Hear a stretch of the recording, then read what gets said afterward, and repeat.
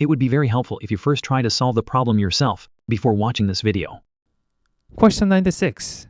Find the value of this limit using the definition of the derivative.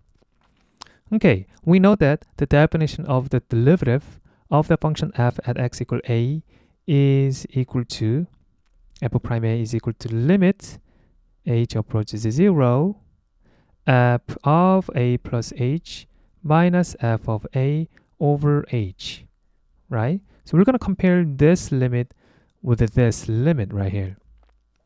First, this expression right here has to be equal to this expression, right? And this expression must be equal to this expression, right? So f of a plus h must be equal to 5 times negative 1 over 2 plus h to the power of 4. And by looking at this input right here, negative 1 over 2 plus h, we know that a must be equal to negative 1 over 2. So this a is negative 1 over 2. Then what is our function f of x? F of x is equal to, well, instead of this expression right here, I substituted x for this, okay? So x for this. So that's going to be equal to 5 times x to the power of 4, right? What about this expression right here? Negative 5 over 16. Well, 5 over 16 has to be f of a, right? And we know that a is negative 1 over 2. So f of negative 1 over 2 must be equal to 5 over 16.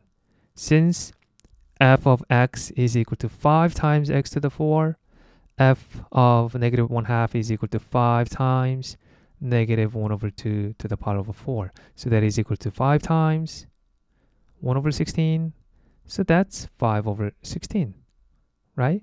So we just check that f of a, which is equal to f of negative 1 over 2, is equal to 5 over 16, right?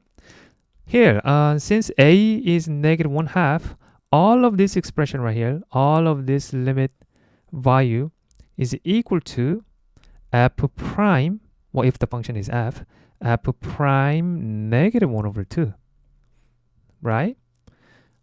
So we have to find the value of this limit right here, then that is equal to f prime negative 1 over 2. And we know that f of x is equal to 5 times x to the power of 4, right? So let's find f prime negative 1 over 2. F prime of x is equal to, using the power rule, 5 times 4, 20 x cubed, right? So what is f prime negative 1 over 2? That's 20 times negative 1 over 2 cubed. So 20 times, so that is equal to 20 times negative 1 over 8. So that is equal to 4 times 5, 4 times 2, negative 5 over 2. Negative 5 over 2. That's our answer.